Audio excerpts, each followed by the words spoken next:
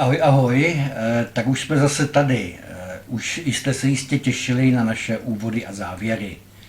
Ta historie mezi tím, to je jenom vata, která vyplňuje ty perly, což je úvod a závěr.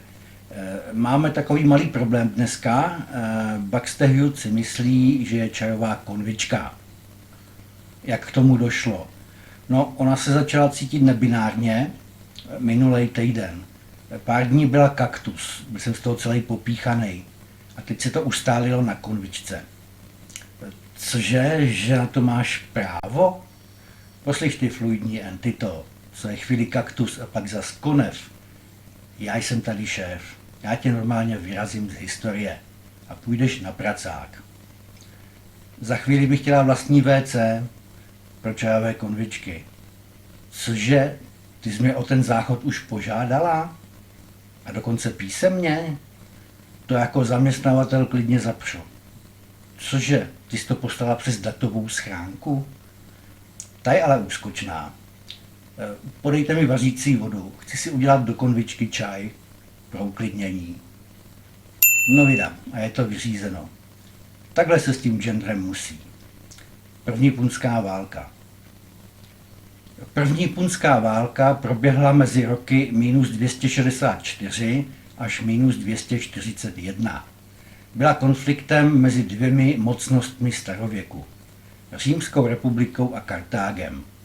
Byla nejdelší a nejkrvavější ze všech tří punských válek. Trvala 23 let. Válka byla primárně bojem o nadvládu nad Sicílií. Obě mocnosti zde soupeřily o strategické a obchodní pozice. Sicílie byla klíčovým bodem obchodních tras ve Středozemním moři. Kartágo bylo dlouhodobě dominantní námořní silou. Řím měl silnou pozemní armádu, ale nedostatečné námořní schopnosti. Bojovalo se jak na souši, tak na moři. Římané se v průběhu konfliktu museli naučit vést námořní válku, což byl do té doby kartaginský monopol. Klíčových bitev bylo zhruba 10, plus jedna katastrofa římské flotily, která sice nebyla bitvou, ale vyžádala si víc obětí než vojenské střetnutí. Zkáza římské flotily se odehrála v bouři roku minus 255 u Sicílie. Nejkrvavější střety, například u Eknoma nebo Egatských ostrovů, měly oběti v počtu desítek tisíc. Zatímco tohle byla statisícová tragédie, způsobená počasím. Zabrání Messány Římany. Zabrání Messány Římany v roce minus 264 bylo spouštěcím momentem první punské války a zároveň první římskou vojenskou intervencí mimo Apeninský poloostrov. Messána, dnešní Messina, leží přímo naproti pevninské Itálii. Kontrolovat Messánu bylo jako kontrolovat bránu do Sicílie. Messána byla prostě klíčem k celé Sicílii. Kdo vlastně v Messáně vládl? Byla to skupina banditů, žoldáků a dobrodruhů, známých jako Mamertíni, tedy synové boha Marta. Tatík se k ním ale zřejmě moc nehlásil. Žili totiž zloupení v okolních městech a výpalného. Taková starověká sicilská mafie to byla. Městské státy je nenáviděly. Když začali Mamertíni ztrácet půdu pod nohama, nejprve požádali o pomoc Kartágo. Kartáginci dorazili, umístili do města posádku a začali se chovat jako páni. Mamertinům to přišlo trochu přehnaný. Takže následně poslali vyslance i do Říma. Ano, slyšíte dobře. Ti samí bad guys, co si pozvali Kartágo, teď zvali i Řím. V Římě to způsobilo tak trochu pozdvižení. Někteří senátoři byli proti. Mamertíni byli zločinci, to se nedalo okecat. Jiní ale obsazení strategicky položené Messány podporovali. Rozsekl to lidový sněm, Comitia Centuriata. Řím se rozhodl zasáhnout. Do akce byl vyslán konzul Appius Claudius Codex. Zde se na chvíli zastavím. Codex znamená kláda, nebo kmen, nebo také pařez. Ve starověké latině to bylo synonymum slova blbec. Prostě hloupý jako pařez. Ne náhodou tak říkali císaři Klaudiovi, kterého dobře známe ze slavného seriálu Já Claudius. Král Kláda. Byl to takový polosarkastický titul, neboť Codex byl rodové přízvisko, takzvaný cognomen, v jedné větvi slavného rodu Claudiů. Stejně jako Gaius Julius měl své Caesar, tak Appius a Claudius měli svůj Codex. I když třeba nebyli zas tak hloupí. Prostě si z toho Římané dělali srandu. První oddíl pod vedením Gaia Claudia, bratra konzula, vyrazil přes úžinu, ale byl zadržen kartáginskou flotilou a musel se vrátit. Druhý pokus o vylodění se už podařil. Římané vtrhli do Mesány. Kartágská posádka se stáhla, údajně bez boje. Hanno, kartáginský velitel, za to byl po návratu do Kartága ukřižován. Opuštění pevnosti v Mesáně bez boje bylo totiž vnímáno jako zbabělost a špatný úsudek. Tuto informaci potvrzuje například historik Polybios ve svých dějinách. Ne, to bylo až trochu později. Ano, takhle nějak to klidně mohlo vypadat. Následně proběhla 2 střetnutí.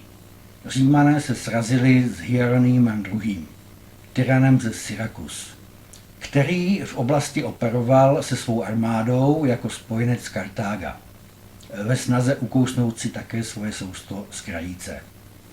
První římský výpad z města byl zřejmě proti Syrakusanům, kteří tábořili na blízkém kopci. Ti byli poraženi a ustoupili.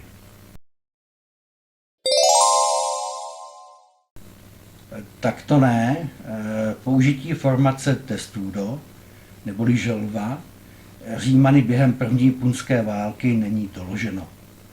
Konkrétní zmínky o této taktice pocházejí až z pozdějších období.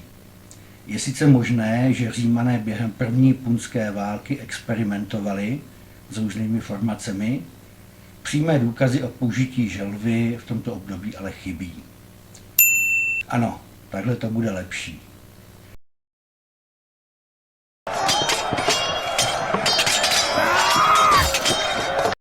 Poté Římané zaútočili na Kartágince. Výsledek je sporný. Někteří mluví o nerozhodném střetu, jiní o římském vítězství.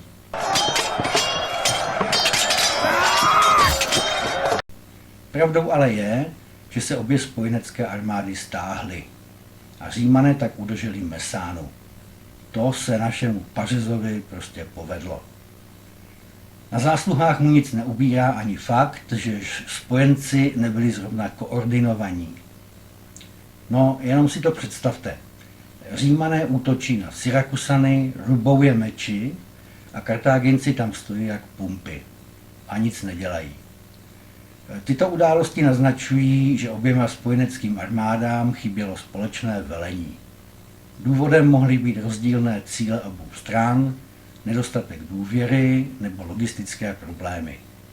V důsledku toho Římané mohli čelit oběma protivníkům postupně, což jim umožnilo udržet kontrolu nad Mesánou a posílit svou pozici na Sicílii. Bitva u Agrigenta, řecky Akragas. Po obsazení Mesány následovalo období intenzivních vojenských a diplomatických aktivit. Římané postupovali dále do vnitrozemí Sicílie. V roce minus 263 konzul Manius Valerius Messala vedl tažení proti Hieronovi II. Ze Syrakus. Po své porážce uzavřel Hieron s Římem mírovou smlouvu a stal se římským spojencem, čímž Řím získal významného partnera na východě ostrova. V následujících měsících se Římanům podařilo získat podporu několika sicilských měst, včetně významné Segesty, která přešla na jejich stranu. V roce minus 262 zahájili Římané obléhání města Agrigentum, dnešní Agrigento, které bylo významnou kartáginskou pevností na jihu Sicílie. Obléhání trvalo několik měsíců a skončilo římským vítězstvím. Toto vítězství bylo klíčové pro rozšíření římského vlivu na Sicílii a oslabení kartáginské moci, což mělo zásadní dopad na další průběh první punské války. Antické město Akragas, latinsky Agrigentum, dnešní Agrigento, bylo založeno na vyvýšeném vápencovém platou asi 5 km od jihozápadního pobřeží Sicílie. Toto plato bylo ohraničeno řekami Hypsas a Akragas, dnes Drago a San Leone. Drago je dnes jenom malá sezónní říčka. San Leone je podstatně větší v důsledku sezónních přítoků, vlévajících se na horním toku a v důsledku vybudování vodní nádrže Invaso Consolida. Tohle je pohled z jihu ze silnice. V Agrigentu jsem byl loni. Přesně tady jsem vyjížděl z Kruháče. Ne v protisměru samozřejmě. To je jenom pohled z Google Street. Nahoře vidíte chrámy ve Valley of Temples. Nevím proč Valley, když je to nahoře na skále, ale říká se tomu tak. I v UNESCO tomu tak říkají. Takže to musí být pravda. Směrem na sever za chrámy je dnešní Agrigento. Zhruba na tom místě stálo i starověké Agrigentum. Poprosíme čajovou konvičku o kouzlo. Ano, takhle jste mohli vidět starověké Agrigentum, pokud jste byli římský legionář. V armádě Lucia, Postumia, Megela.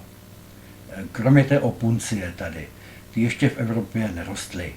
Byly dovezeny až později z Mexika. Je to pohled směrem od chrámů.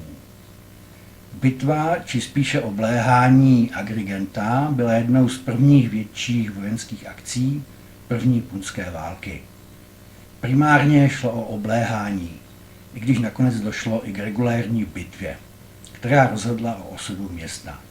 Celá událost ukazuje, jak se z regionální šarvátky na Sicílii začal rodit celosvětový konflikt antiky a válka dvou supervelmocí. Řím vyslal 2 legie, každá zhruba 4000 pěšáků plus 300 jezdců, pod velením Lucia Postumia Megela a Quinta Maximiliuse Vitula. Celkem asi 20 000 až 25 000 mužů i s pomocnými oddíly a spojenci. Obranu města vedl Hannibal Gisco, kartáginský velitel s posádkou asi 50 000 vojáků a městskou milicí. Kartágo kontrolovalo pobřeží a přístav.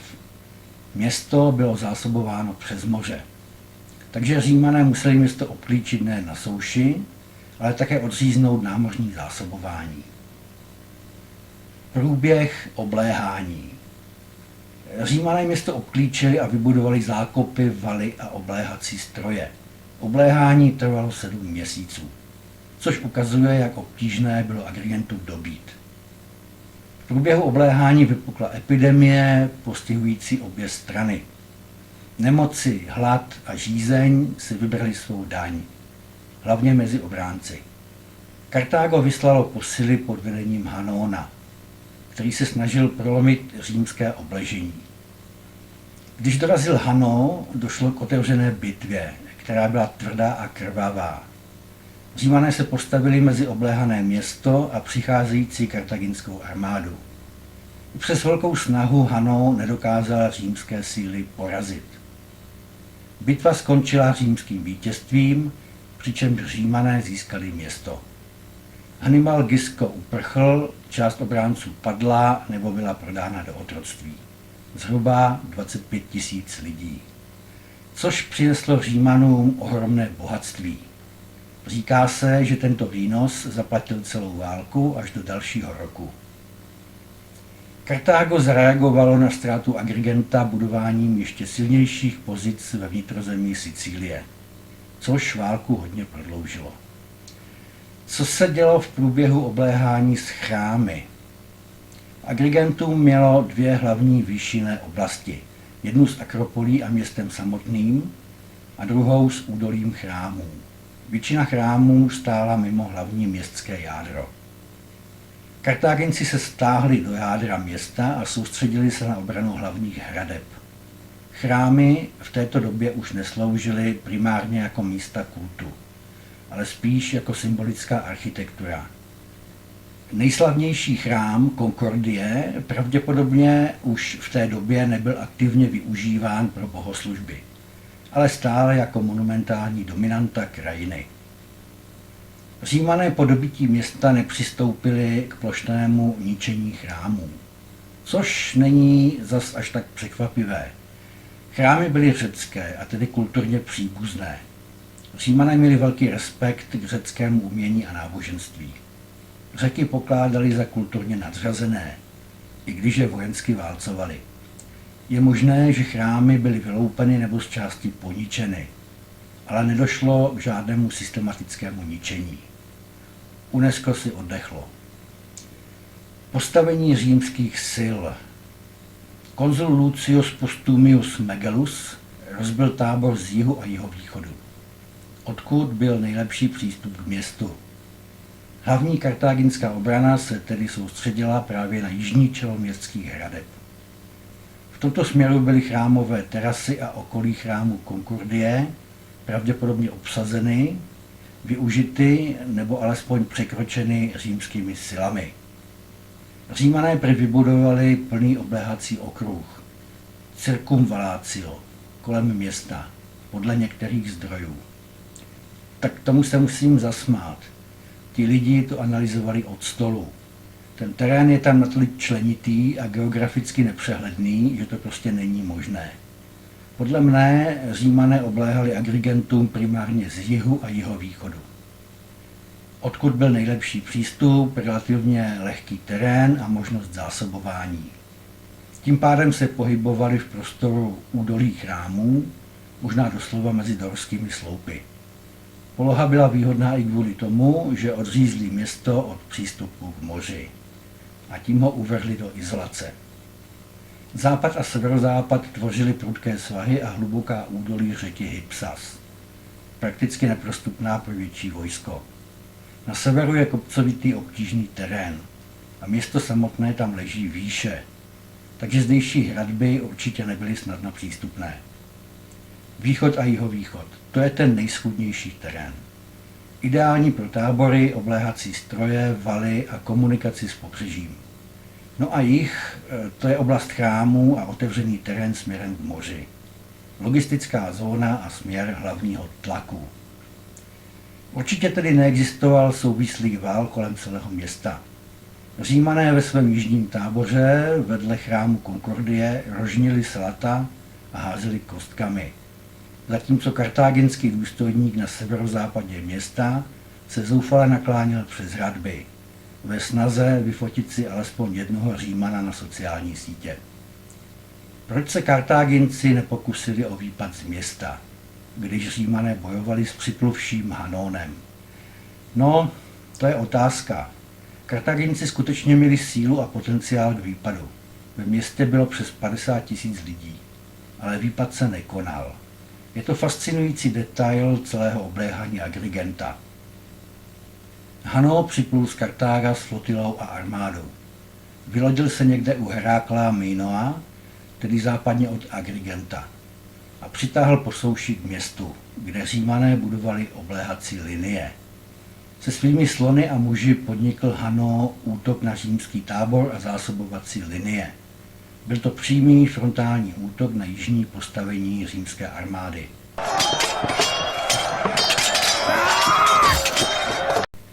A teď přichází to podivné. Z města nikdo nevyrazil. Ačkoliv to byl přesně ten moment, kdy obklíčená posádka měla udělat výpad, aby vytvořila dvojitý tlak na Římany. Historici navrhují několik možných důvodů. Špatná koordinace. Kartáginci nebyli právě mistři synchronizace. To se ukázalo už u Mesány. Hanno nemusel zvládnout poslat signál. Nebo ho nedokázal sladit s obránci ve městě. Žádný WhatsApp tehdy nebyl. Jenom signální ohně a poslíčci, které mohl nepřítel zadržet nebo zlikvidovat. Obavy o výsledek. Posádka možná nevěřila, že Hanau uspěje a výpad by je vystavil masakru, pokud by se ocitli mezi dvěma římskými liniemi. Morálka a nemoce. V době Hanónova útoku už bylo město vyhladovělé a nemocemi oslabené. Taková úplavice nebo tyfus vám sníží bojeschopnost na nulu. Možná zrada nebo nesoulad ve velení.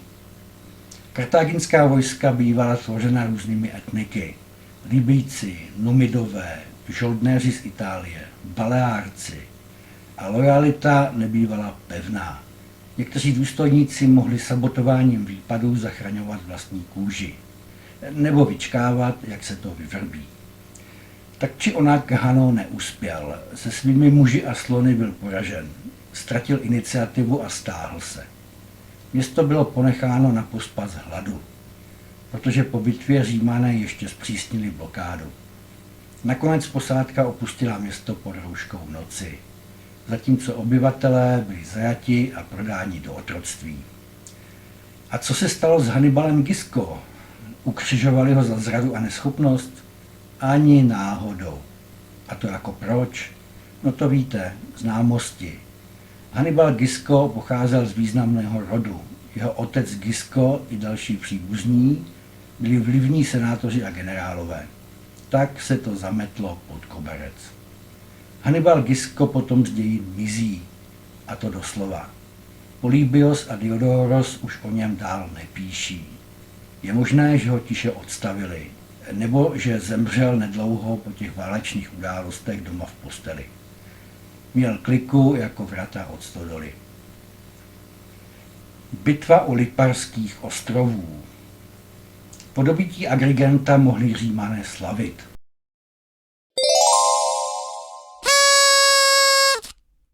Ne, to není přesné, takhle slaví Kartáginci. Ano, tohle je lepší. Tak slaví Senatus Populusque Romanus. Senát a lid římský. Kartáginci se mezi tím stáhli a vybudovali novou základnu v Panormu, dnešní Palermo. Také posílili posádky v dalších městech, jako byly Lilybaeum a Drepana na západním pobřeží Sicílie. Také Řím založil další opěrné body, ale nešel zatím do přímého střetu s kartáginskou flotilou. Proč? No, protože sám žádnou neměl. Kartáginci začali stabilizovat své pozice, posilovali posádky, znovu dobývali některá města. Například Agrigentum během války několikrát měnilo majitele. Kartágo také zmobilizovalo své námořní síly, což Římanům připomnělo jednu zásadní věc. Bez vlastního loďstva to asi nepůjde. Dosud byli Římané suchozemci. V roce minus 261 ale začali budovat mohutnou flotu. Byla to flota Quinquerem, 5 veslic. Pravděpodobně obšlehli nějakou ztroskotanou kartáginskou loď. Prostě provedli jakýsi reverse engineering. Římské lodě byly těžkopádnější než kartáginské. Byly postaveny bez zkušeností. První pokusy byly tragické. Veslaři se neuměli sladit, lodě se potápěly při prvním větším vlnobytí. A velitelé vůbec netušili, co velí. První větší výsadek s novým loďstvem dostal na starost konzul Gnaeus Cornelius Scipio Asina. Jeho úkolem bylo obsadit přístav Lipara, strategické místo blízko Messány. Byl to ovšem tragikomický debut. Co se stalo? Scipio přistál s menším oddílem, zřejmě 17 lodí, a čekal snadnou práci. Kartáginský velitel Bodes ho totiž nalákal na falešnou zprávu, že město předběhne. Scipio vzal nové lodě a nadšeně vyrazil. Bez krytí, bez záloh, bez špetky mořské opatrnosti. Jakmile Scipio zakotvil, kartáginská flotila v čele s velitelem Hanónem vplula rychle za nimi a Římany naprosto bez odporu obklíčila. Římané neudělali doslova nic. Historiky nebyly zaznamenány žádné boje. Okamžitě se prý vzdali. Byli neskušení v námořním boji a nekladli žádný odpor. Posádky byly zaskočeny, spanikařily. Někteří námořníci dokonce opustili lodě a uprchli na pevninu. Scipio padl do zajetí a byl veřejně zesměšněn. Přezdívka Asina, což znamená v latině oslice, se s ním potom už táhla až do smrti. Byl to zkrátka osel. Ale kromě toho, že to byl osel, byl také bratrem Publia Cornelia Scipiona, který bojoval ve druhé punské válce proti Hannibalovi.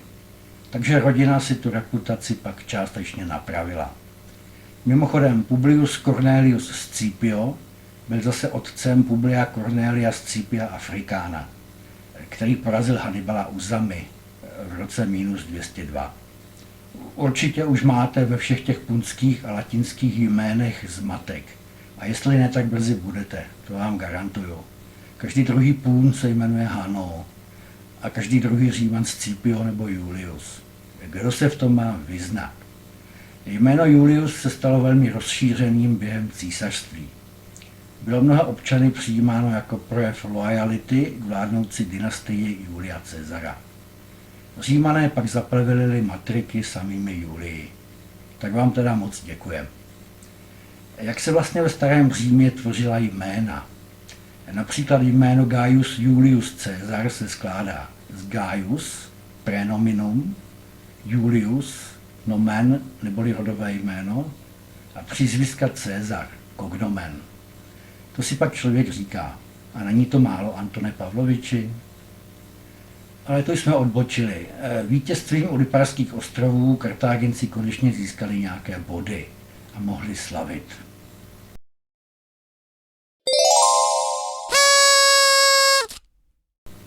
Tak teď se konečně trefila.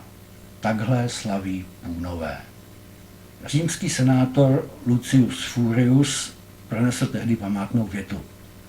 Na souši vládneme, na moři se učíme. A učili se rychle. Už v další námořní bitvě u Mílé představili svůj slavný boardingový můstek zvaný Corvus, který udělal z bitev na moři bitvy na souši, jako mávnutím kouzelné hůlky od Baxterhut. Ale o tom příště. Milí odběratelé, vymyslel jsem pro vás takový kvíz na závěr. Soutěžní otázka zní. Během druhé punské války Hannibal přešel Alpy se slony. Co bylo hlavním důvodem, že si je vybral jako dopravní prostředek? Za A. Sloni měli vyhřívání sedadel, čili byli ideální pro horské přechody.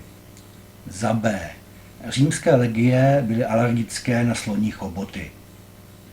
Za C. Hannibal chtěl Římany překvapit svým ekologickým přístupem k válčení. A za D. Sloni byli levnější než pronájem vozů od italských předražených dopravců. Takže soutěž máme. Teď bychom se asi měli zmínit o výhrách. Vítěz vyhraje čajovou konvičku nebo kaktus. To se ještě uvidí podle nebinární situace. No, co koukáš? Já tě jenom skopíruju. To nijak neohrozí tvou integritu, ani tvoji práci zde. On to stejně nikdo neuhodne. Já sám bych to nedal. Tak ahoj příště. Pa.